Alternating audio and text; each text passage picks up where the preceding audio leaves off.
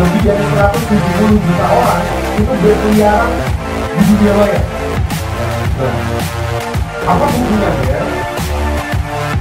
Itulah kenapa zaman sekarang bisnis harus go online, karena marketnya sekarang di situ.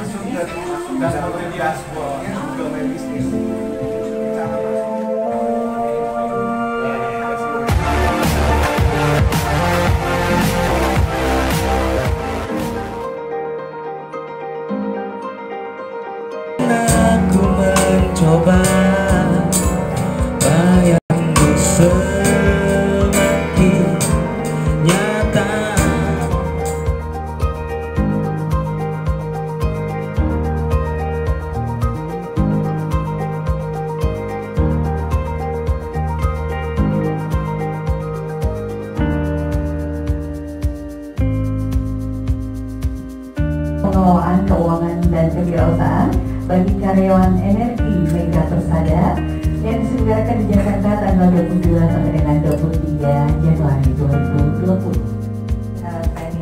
Tadi saya waktunya mau mepet banget, kayaknya macet gitu. Yang saya ingat sih, ya bisa nggak bisa harus bisa.